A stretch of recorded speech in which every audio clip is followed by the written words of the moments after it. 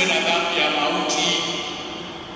Pia awe na imani, ibada na amtamani Yesu, awe na kiu.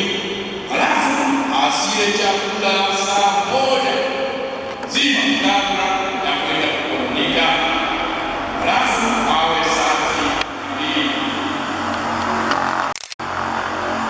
Muumini ampokee Yesu wa Ekaristi kwa imani, uchaji, ibada na unyenyekevu wa kweli.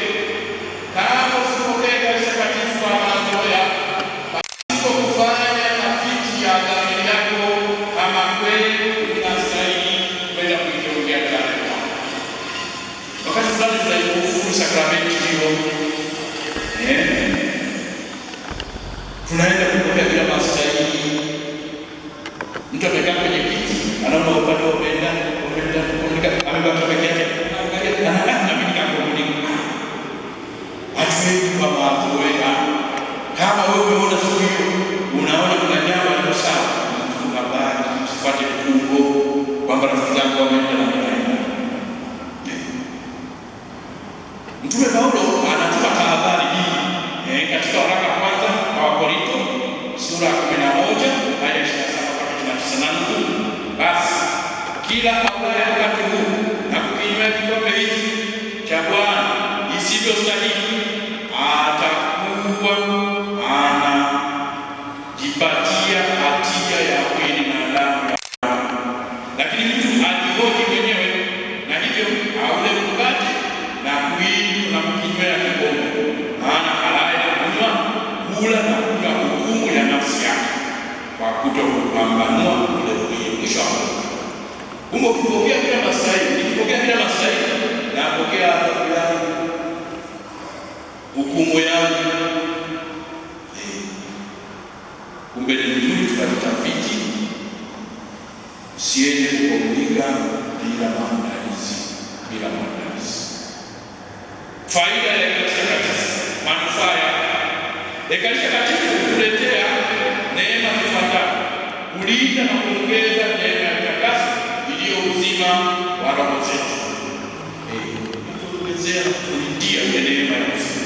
Halafu kutuondolea dhambi ndogo na kupunguza hatari ya kutenda dhambi kubwa. Tunarudi chakula takatifu na kiendea kwa unyenyekevu na ibada na kwa uchaji na kwa hofu. Tutajitahidi sana kama tusitende dhambi kubwa. Halafu tutia bidii na nguvu ya kutenda mema kwa kutuongezea imani, matumaini na mapendo. Halafu kuleta umoja katika kanisa, kati yetu sisi wenyewe waamini, halafu sisi na kanisa letu. Jinsi tunavyopendeza na Bwana kwa pamoja, kwenda kumpokea Yesu kutoka mstari, tunarudi, tunakaa, tunasali, natuunganisha. Kumbe na hiyo ni faida. Mahali wengine wote tukaa pamoja. Umegombana.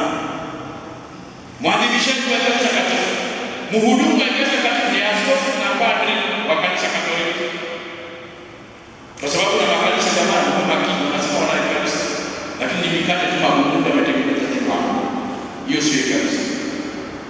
Katika sadaka ya misa takatifu, waadhimishwa liturujia neno na liturujia Ekaristi. Misa takatifu inatolewa kwa Mungu Mwenyezi, inatolewa kwa nia ya kumwabudu Mungu, kumshukuru, kujipatanisha naye na kumuomba. Pia misa takatifu yatolewa kwa ajili ya kanisa zima, yaani kwa ajili ya watu wote wazima na wafu. Ndivyo maadhimisho. Kumbe maadhimishaji, mhudumu wa Ekaristi Takatifu ni padri na askofu. Pale ambapo Bwana adhimisho la Ekaristi tunaita ibada kwa katekista wetu, ibada bila padri. Katika maadhimisho ya misa takatifu, ukifikia wakati wa kumpokea Yesu Ekaristi, wanafunzi wa komunyo ya kwanza wanatangulia kukomunika maumbo mawili ya mwili na damu ya Bwana wetu Yesu Kristo. Kutoka kwa padri au askofu mwadhimishaji. Lakini pale walio na uhitaji mkubwa na lazima, mwadhimishaji mkuu anaweza kumwandaa na kumwomba shemasi kama yuko, au frate au sista au brada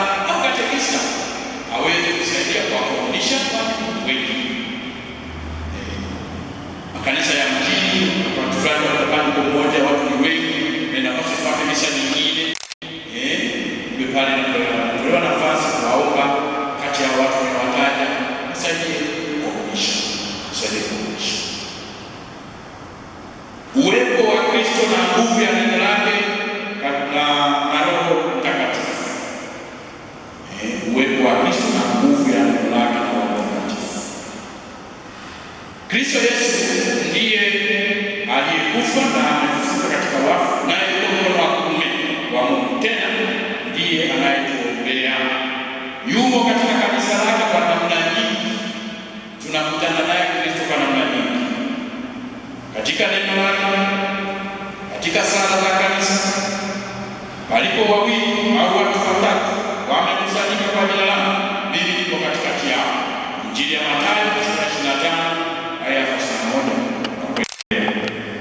Halafu tunakutana Yesu katika watu fukara, wagonjwa, wafungwa. Tunakutana Yesu katika sakramenti zake ambazo yeye mwenyewe ndio asili yake, katika sadaka ya misa. Tunakutana Yesu kwa wahudumu, padri, Kristo mwingine. Tunakutana Yesu kupitia wahudumu hao wa kanisa, lakini kwa namna pekee tunakutana Yesu katika Ekaristi Takatifu.